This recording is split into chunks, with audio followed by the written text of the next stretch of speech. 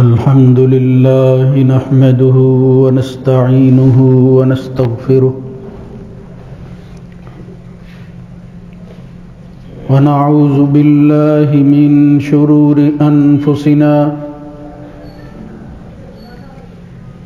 ومن سيئات أعمالنا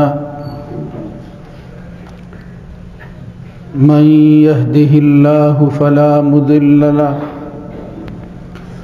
ومن يضلل فلا هادي له وأشهد أن لا إله إلا الله وحده لا شريك له وأشهد أن محمدًا عبده ورسوله اللهم صل على محمد وعلى آل محمد كما صليت على إبراهيم وعلى آل إبراهيم في العالمين إنك حميد مجيد اللهم بارك على محمد وعلى آل محمد كما باركت على إبراهيم وعلى آل إبراهيم في العالمين إنك حميد مجيد أما بعد فإن خير الحديث كتاب الله وخير الهدى هدى محمد صلى الله عليه وآله وسلم وشر الأمور محدثاتها وكل محدثة بدعة وكل بدعة ضلالة وكل ضلالة في النار رب أعوذ بك من همزات الشياطين من همزه ونفخه ونفثه يا أيها الذين آمنوا اتقوا الله حق تقاته ولا تموتن إلا وأنتم مسلمون يا أيها الناس اتقوا ربكم الذي خلقكم من نفس واحدة وخلق منها زوجها وبث منهما رجالا كثيرا ونساء واتقوا الله الذي تساءلون به والأرحام إن الله كان عليكم رقيبا يا أيها الذين آمنوا اتقوا الله وقولوا قولا سديدا يصلح لكم أعمالكم ويغفر لكم ذنوبكم ومن يطع الله ورسوله فقد فاز فوزا عظيما رب اشرح لي صدري ويسر لي أمري واحلل عقدة من لساني يفقهوا قولي إنا نحن نزلنا الذكر وإنا له لحافظون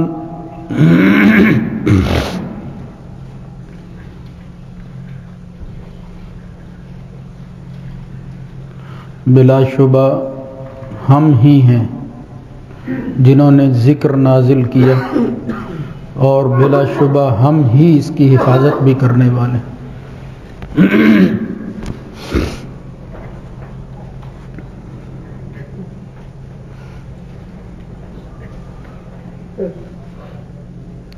ہر قسم کی حمد و ثنا اللہ سبحانہ و تعالی کے لیے ہے، درود و سلام اس کے آخری نبی سید ولد آدم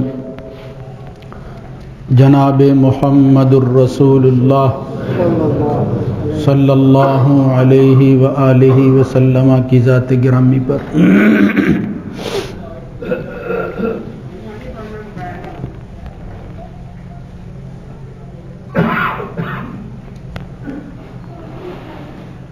انسان کی تخلیق کے بعد اللہ رب العزت نے اس کی ہدایت کا پورا سامان اپنی طرف سے کر کے نازل کیا ہے۔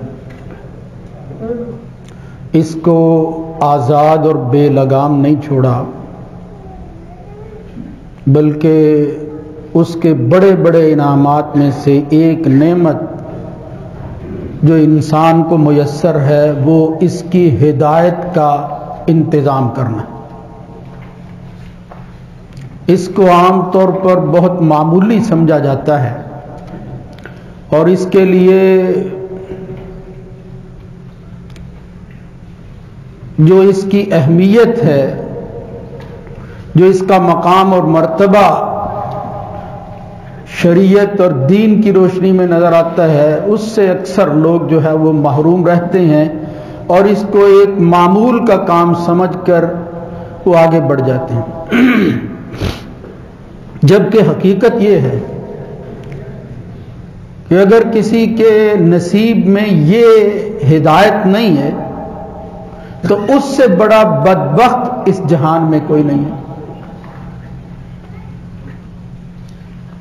وَأَمَّا الَّذِينَ سُعِدُوا فَفِي الْجَنَّةِ خَالِدِينَ فِيهَا، اس لیے کہ اس سعادت کے بدلہ میں جو اس کا انجام ہے وہ بخیر ہونے والا ہے۔ وَأَمَّا الَّذِينَ شَقُوا فَفِي النَّارِ لَهُمْ فِيهَا زَفِيرٌ وَشَهِيقٌ، اور شقاوت اور بدبختی والے لوگوں کا انجام کوئی خیر کی شکل میں ان کو ملنے والا نہیں ہے۔ یعنی اس کی بنیاد پر اس زندگی کا فیصلہ ہونا ہے جس کے بعد اسے ہمیشہ زندہ رہنا ہے، کبھی موت نہیں آنی۔ لہذا اس کی اہمیت کو اجاگر کرنا، اس کو تازہ کرنا، اس کی طرف متوجہ ہونا ہر لمحے ضروری ہے۔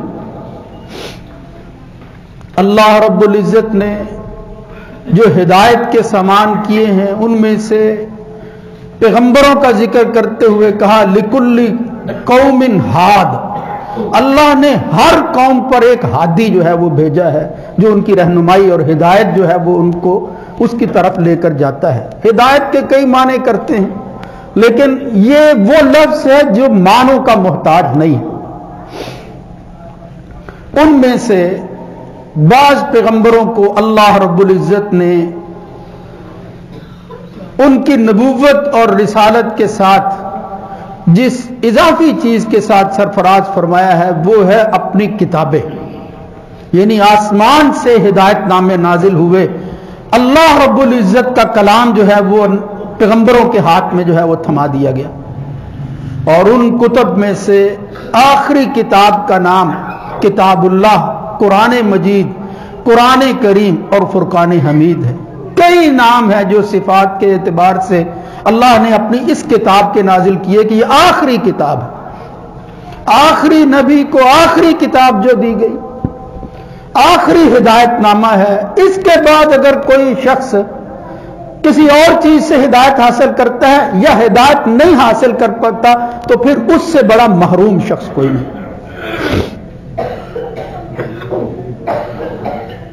اب اس کتاب سے ہدایت کے کئی مراحل ہیں، اور ان میں سے ایک بڑا مرحلہ یہ ہے کہ اس اللہ کی کتاب کی تلاوت کی جائے۔ حکم دے کر اللہ رب العزت نے کہا اتلو ما اوحی الیک من الکتاب، اس کتاب کو پڑھتے رہو، تلاوت کرتے رہو، اس لیے کہ یہ وہ کام ہے جس کے لیے میں نے اپنے نبی کو مبعوث کیا تھا۔ والذی بعث فی الامیین رسولا منہم یتلو علیہم آیاتہ، یتلو علیہم آیاتہ کئی جگہ پر فرمایا، وہ تلاوت کرتا ہے ان پر۔ یعنی پہلی چیز یہ ہے کہ زبان سے الفاظ کی ادائیگی جو قلب و اذہان پر جو ہے وہ نازل ہوتی ہے۔ کیا اللہ کا کلام ہے کہ جس کے نزول کے لیے نزل به الروح الامین علی قلبک لتکون من المنذرین، بقول عبداللہ ابن مسعود رضی اللہ تعالیٰ عنہ، تمام جہان کے دلوں میں سے اگر کسی کے دل کو اس کتاب کے نزول کے لیے منتخب کیا تو وہ قلب محمد صلی اللہ علیہ وسلم، علی قلبک لتکون من المنذرین۔ اور پھر یہ تلاوت، یہ اللہ کی اس آخری وحی میں بالکل ابتدائی طور پر جو چیز دی گئی وہ تلاوت ہی تھی، وہ پڑھنا پڑھانا ہی تھا۔ یعنی سب سے پہلے جو کام محمد الرسول اللہ صلی اللہ علیہ وآلہ وسلم کو کرنے کے لیے کہا گیا وہ تلاوت کتاب، وہ قرآن مجید کو پڑھنا تھا۔ بدقسمتی سے آج ہم جس دور میں رہ رہے ہیں اس کو ترقی کا دور کہتے ہیں، اس کو گلوبل اور گلوبلائزیشن کا دور کہتے ہیں۔ گلوبل ولیج جو ہے وہ دنیا کو تصور کیا جاتا ہے، سمٹ کر جو ہے وہ ایک جگہ آ گئی ہے، گھر میں بیٹھ کر آدمی دنیا میں جہاں کہیں چاہے جا سکتا ہے۔ اس میں اپنوں اور بیگانوں نے اپنی لا علمی کی وجہ سے یا بعض لوگوں نے عداوت اور دشمنی کی بنیاد پر ایک پروپیگنڈا جو ہے وہ مشہور کر رکھا ہے۔ غیروں کی زبان سے یہ الفاظ کی ادائیگی کوئی عجوبے کی بات نہیں تھی، لیکن افسوس اس وقت ہوتا ہے کہ جب کلمہ پڑھنے والے لوگ، خود کو دانشور کہنے والے لوگ، ان کو دانش کو تسلیم کیے ہوئے ہیں اس اعتبار سے کہ وہ بات بڑی اپیلنگ کرتے ہیں، وہ ایسی بات کرتے ہیں جس کو عقل قبول کرتی ہے، مگر حالات یہ ہیں کہ ان کے تفردات میں سے ایک بڑی بات جو ان کے رسائل اور ان کی تقریر و تحریر میں نظر آتی ہے، وہ کہتے ہیں زمانہ جہاں تک پہنچ گیا ہے اب کتاب اللہ کو حفظ کرنے کی ضرورت نہیں ہے، یہ وقت کا ضیاع ہے، یہ ضیاع وقت ہے۔ جو آدمی اپنے بچوں کو خود جو ہے وہ قرآن مجید پڑھنے پر، قرآن مجید حفظ کرنے پر لگا دیتا ہے، وقت ضائع کرتے ہیں۔ یہی وقت جو ہے وہ کسی اچھے کام میں بھی صرف کیا جا سکتا۔ کتابیں اس پر مضامین اور آرٹیکل لکھے ہوئے، کیسی بے نصیبی ہے مسلمانوں کی وہ روایت، وہ زندہ معجزہ کہ جس کی بنیاد پر یہ امت مسلمہ فخر کر سکتی ہے کہ پہلی آسمانی کتابیں جو ہیں وہ چند لوگوں تک مخصوص تھی، چند لوگ اس کو حفظ کرتے تھے۔ اللہ کی یہ کتاب کا یہ اعجاز ہے کہ آج وہ لوگ اس کو حفظ کر رہے ہیں جن کو اپنے شعور، اپنی عقل، اپنے صحیح اور غلط کی تمیز کا بھی پتہ نہیں ہوتا۔ اس سے بڑا اعجاز اور کیا ہو سکتا ہے؟ کوئی گرامر نہیں پڑھتے، اس کی زبان نہیں سیکھتے، لیکن شروع سے لے کر آخر تک وہ پڑھتے جاتے ہیں کہ جیسے یہ کوئی ان کے اندر سے کوئی چیز جو ہے وہ نکل رہی ہے، کہیں باہر سے جو ہے وہ انسرٹ نہیں کی گئی، باہر کی کوئی چیز نہیں، اندر سے نکلتی ہے۔ قرآن اللہ کی کتاب ہے جو اندر سے جس کا جو ہے وہ نزول ہوتا ہے اور پھر اس کا اظہار ہوتا ہے۔ یہ روایت مسلمان تو اس کو کہتے تھے یہ فرض کفایہ ہے، یعنی ایسی ذمہ داری ہے کہ اگر ایک گروہ نہ کرے اور پھر لوگ چھوڑ دیں، پوری قوم جو ہے وہ گمراہ ہوگی اور پوری قوم جو ہے وہ اس عذاب میں مبتلا ہوگی جو فرض کے چھوڑنے کی وجہ سے اللہ تعالیٰ نے جو ہے وہ تیار کیا۔ یہ معمولی بات نہیں تھی۔ قرآن و سنت کے اندر اس سلسلہ میں بے شمار دلائل ہیں، مگر عجیب بات ہے کہ وہ ان دلائل کی بھی وہ تعویل کرتے ہیں جو ان کے موقف کی تائید کرتی ہیں، وہ انکار کیے جا رہے ہوتے ہیں۔ کہاں وہ قرآن کی آیات، کہاں وہ احادیث جس میں اس کے ایک ایک حرف پر انسان کے اعمال نامہ میں وہ اضافہ ہوتا ہے، کسی دوسرے کام کی وجہ سے وہ اضافہ ممکن نہیں ہے۔ اس کو وہ درخور اعتنا ہی نہیں سمجھتے، توجہ کے قابل ہی نہیں سمجھتے۔ یعنی صالح اعمال میں سے اگر کوئی سب سے بڑی نیکی شمار ہو سکتی ہے وہ اللہ کی کتاب کی تلاوت ہے۔ یہ مسلمان کا عقیدہ ہے، یہ اللہ اور اس کے رسول کے فرامین کا نتیجہ ہے، لیکن بدقسمتی سے ایسا نہیں ہے۔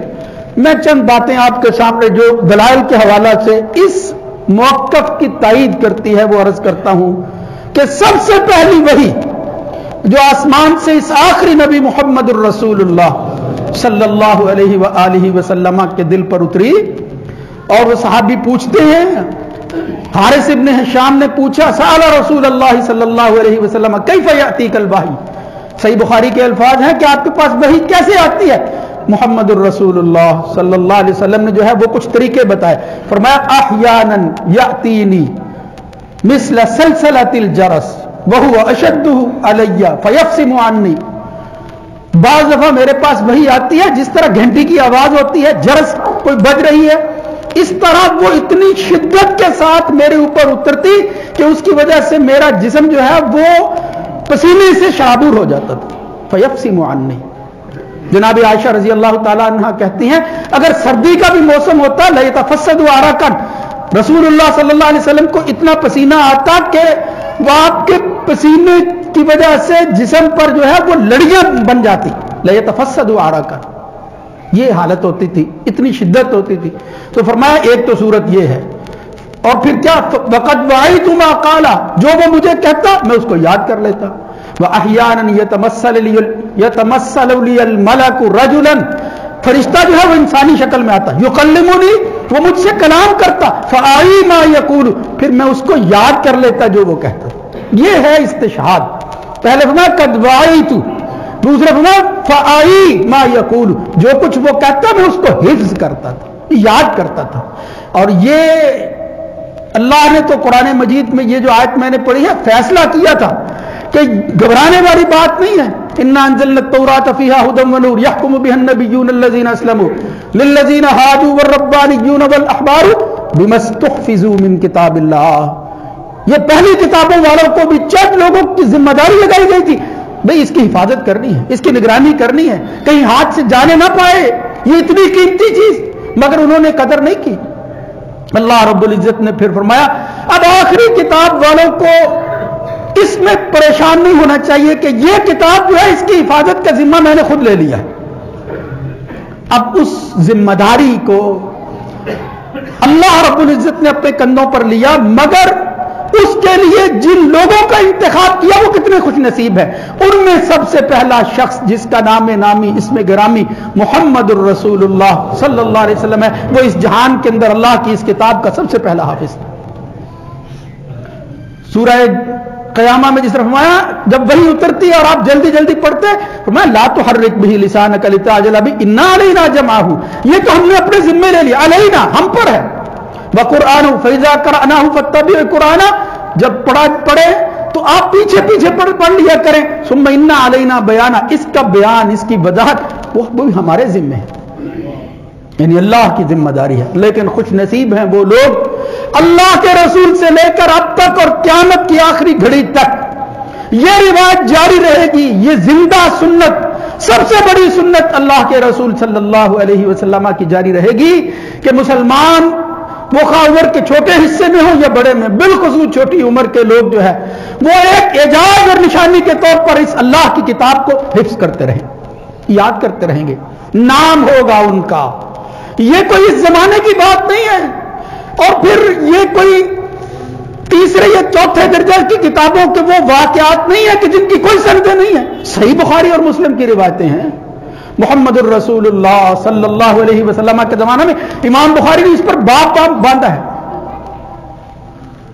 باب القراء من اصحاب النبی صلی اللہ علیہ وسلم. ان قراء کا بیان جو اصحاب رسول میں قراء کہلاتے تھے، حافظ تھے، یعنی قرآن کے حفظ کے اعتبار سے اسے تعلق رکھنے کے حوالہ سے دوسروں سے الگ تھے. اس جماعت کا نام الگ رکھ دیا گیا، یہ قراء ہے. رسول اللہ صلی اللہ علیہ وسلم اس کے تحت جو ہے وہ پھر روایت لائے. کئی روایتیں ہیں جو یہ ثابت کرتی ہے کہ یہ قراء کی جماعت کی قدر و منزلت اللہ کے ہاں کیا تھی کہ جس کا عملی اظہار محمد الرسول اللہ صلی اللہ علیہ وسلم نے کیا. جناب مسروق تابعی کہتے ہیں کہ میں نے عبداللہ ابن عمر سے سنا، وہ عبداللہ بن مسعود کا ذکر کیا کرتے تھے. وہ کہتے تھے قال لا ازال احبه سمعت النبي صلی اللہ علیہ وسلم یقول، میں نے اس کے بعد جب سے اللہ کے رسول سے یہ بات سنی ہے اس شخص سے محبت میں اضافہ کر دیا ہے اور اس کو محبوب جانتا ہوں. کس کو؟ عبداللہ ابن مسعود کو. تو کیا بات تھی وہ جو حضور سے سنی اور پھر محبت جو ہے وہ عبداللہ بن مسعود سے کرتے تھے؟ وہ کہتے ہیں حضور نے نام لے لے کر کہا خذوا القرآن من اربعۃ، چار وہ بندے ہیں وہ قراء میں سے بھی جو ممتاز ہیں.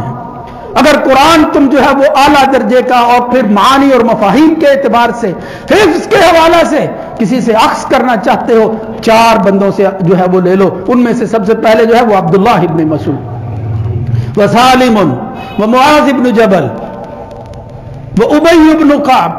چار صحابہ کا نام لیا محمد الرسول اللہ. یہ نہیں ہے کہ صرف چار ہی صحابہ تھے، یہ تو تخصیص اس لیے، یہ تعظیم اس لیے کی، تخصیص بھی نہیں ہے، یہ تعظیم ہے. اس لیے کہ جو کچھ مقام اور مرتبہ اللہ کی کتاب کے حوالے سے ان کا ہے دوسرے صحابہ کو میسر نہیں تھا، اس لیے فرمایا ان سے لو۔ اور پھر اپنے وقت پر یہ تینوں تو اس دنیا سے چلے گئے۔ ابی ابن کعب ایسے جلیل القدر صحابی، ایسے حافظ قرآن مجید کے وہ عالم ہوئے ہیں کہ جن کی زندگی پر قرآن کی نسبت سے وہ رشک کیا جا سکتا ہے۔ وہ جو حضور نے فرمایا لا حسد الا فی اثنتین رجل آتاہ اللہ مالا ورجل آتاہ اللہ الحکمہ، یعنی دو بندے مال اور حکمت جن کو عطا کیا گیا ان پر تو رشک کیا جا سکتا ہے، قابل رشک لوگ ہیں یہ۔ ان میں سے حضور کے صحابہ میں ابی ابن کعب بڑی جلیل القدر ہستی تھی، انہی سے پھر یہ سلسلہ آگے چلا ہے۔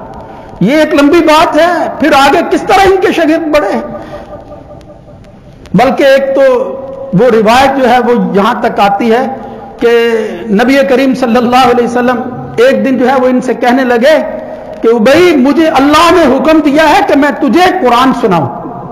وہ کہنے لگے یا رسول اللہ مجھے قرآن سنائیں، آپ کے دل پر قرآن نازل ہوتا ہے، آپ کو کسی کو سنانے کی کیا ضرورت؟ فرمایا اللہ نے کہا کسی کو سناؤ اور اس کے لیے تیرا انتخاب کیا ہے۔ فرمایا اللہ سمانی وقت ذکرت عند رب العالمین، یا رسول اللہ نے میرا نام لیا ہے تو وہی کو سناؤ۔ اس رب العالمین نے میرا ذکر آسمانوں پر کیا ہے، اس جہان میں رہنے والے چلنے پھرنے والا نبی نہیں ہے، عام شخص ہے۔ فرمایا ہاں اللہ نے نام لے کر کہا ہے۔ دوسری روایت میں صحیح مسلم میں آتا ہے اللہ نے کہا ہے لم یکن الذین کفروا، اس کو سناؤ۔ یہ ہے مقام، یہ ہے وہ مرتبہ ان اصحاب کا جو قرات ہے۔ نبی کریم صلی اللہ علیہ وسلم کے زمانہ میں ایک وقت ایسا آیا کچھ لوگ اسلام لے آئے مگر پھر انہوں نے غداری کی، بدعہدی کی، اور ان کی ہدایت کے لیے ان کی خاطر نبی کریم صلی اللہ علیہ وسلم نے قراء کو بھیجا، ساتھ ان کا علاج بھی ہوتا تھا اور قرآن بھی جو ہے وہ ان کو پڑھاتے اور سناتے تھے، قرآن کی تعلیم دیتے تھے کہ ہدایت ان کو ملتی رہے۔ مگر ان بدبختوں نے ان صحابہ کو قتل کر دیا، شہید کر دیا انہوں۔ عاصم الاحول کہتے ہیں کہ میں نے انس ابن مالک سے پوچھا رضی اللہ تعالیٰ عنہ، ایک مسئلہ پوچھا کہ نبی کریم صلی اللہ علیہ وسلم جو ہیں وہ قنوت رکوع سے پہلے کرتے تھے یا رکوع کے بعد کرتے تھے؟ کانت رسول اللہ صلی اللہ علیہ وسلم قبل الرکوع و بعدہ، یہ پوچھا تو انہوں نے کہا کانت رسول اللہ صلی اللہ علیہ وسلم بعد الرکوع شہرا، اللہ کے رسول نے رکوع کے بعد تو 1 مہینہ قنوت کی ہے، اور پھر اس کی تفصیل بیان کی۔ فرمایا اللہ کے نبی صلی اللہ علیہ وسلم نے کچھ لوگوں کو جو ہے وہ بھیجا وہ بنو سلیم کی طرف، اور پھر ان بدبختوں نے جو کچھ ان کے ساتھ سلوک کیا ان کو شہید کر دیا۔ اللہ کے رسول کو اتنا دکھ ہوا، 70 رجلا فاصیبوا، 70 بندے 70 قراء جو ہے وہ بھیجے نبی کریم صلی اللہ علیہ وسلم نے، ان بدبختوں نے سب کو شہید کر دیا۔ اللہ کے رسول کی زندگی کے اندر یہ واحد واقعہ ہے کہ جس کے بعد حضور نے کفار کے مقابلے سب سے زیادہ بد دعا کی، یعنی نماز کے اندر، فرض نمازوں کے اندر کانت رسول اللہ صلی اللہ علیہ وسلم شہرا متتابعا فی صلاۃ الظہر والعصر والمغرب والعشاء وصلاۃ الصبح، 5 نمازوں کے اندر حضور جو ہے وہ قنوت کیا کرتے تھے، بد دعا کرتے تھے ان کے لیے۔ کیوں؟ انہوں نے میرے قراء کو شہید کر دیا ہے، انہوں نے اس امت کے محسنوں کو جو ہے وہ قتل کیا ہے، یہ بدبخت اس قابل ہے کہ ہر نماز میں ان پر بد دعا کی جائے۔ یہ مقام آپ دیکھیں، یہ رتبہ ان کو اسی لیے ملا، اللہ کی کتاب سے نسبت تھی ان کی۔ غزوہ احد کے موقع پر جب مشکل حالات تھے، صحابہ شہید ہو گئے، تو وہ فرماتے ہیں کان النبی صلی اللہ علیہ وسلم یجمع بین الرجلین من قتلى احد فی ثوب واحد، نبی کریم صلی اللہ علیہ وسلم ایک ایک کپڑے کے اندر 2 افراد کو جو ہے وہ دفنا رہے تھے، کفن دے رہے تھے، اتنا کپڑا کم تھا، بندے 2 ہوتے تھے۔ اللہ کے رسول صلی اللہ علیہ وسلم اس وقت پوچھتے ایہم اکثر اخذا للقرآن، قرآن سے زیادہ تعلق ان میں سے کس کا ہے؟ کون ایسا ہے جو حافظ قرآن ہے؟ اللہ کی کتاب سے نسبت کس کی زیادہ ہے؟ اور جب بتایا جاتا فَإِذَا أُشِيرَ إِلَىٰ أَحَدِهِمَا قَدَّمَهُ فِي اللَّحْدِ، لحد میں اتارتے ہوئے پہلے حافظ کو اتارتے پھر کسی اور کو اتارتے۔ رسول اللہ صلی اللہ علیہ وسلم نے فرمایا اگر تم نماز کی امامت کے لیے بندوں کا انتخاب کرو تو یؤمہم اقرؤہم لکتاب اللہ، اللہ کی کتاب کو زیادہ پڑھنے والا اس قابل ہے کہ وہ پیچھے نہیں، وہ آگے کھڑا ہو. بڑے بڑے عالم پیچھے کھڑے ہو جائیں گے، لیکن دیکھا جائے گا قرآن کس کو یاد ہے، قرآن زیادہ پڑھتا کون ہے، اس کو آگے کھڑا کیا جائے گا. فَإِن كَانُوا أَعْلَمَهُمْ فِي الْقِرَاءَةِ فَأَعْلَمَهُمْ بِالسُّنَّةِ. ترتیب پھر آگے فرمائی، اگر قرآن میں جو ہے وہ برابر ہیں پھر سنت میں، اگر اس میں برابر ہیں تو پھر ہجرت میں، اگر اس میں بھی برابر ہیں تو پھر سن میں، پھر عمر کے اعتبار سے دیکھا جائے. لیکن کیا فرمایا، سب سے پہلے قرات میں جو زیادہ پڑھا ہوا ہے، زیادہ عالم ہے، زیادہ حافظ ہے، قرآن کو زیادہ پڑھنے والا ہے، یاد کرنے والا ہے، امامت کے قابل وہ ہے، اس کو آگے کھڑا کریں. یہ چند باتیں میں نے آپ کے سامنے رکھی ہیں، ورنہ میرے بھائیوں یہ تو دنیا کی بات ہے. اللہ رب العزت نے فرمایا دنیا میں بھی ان کو الگ رکھا گیا.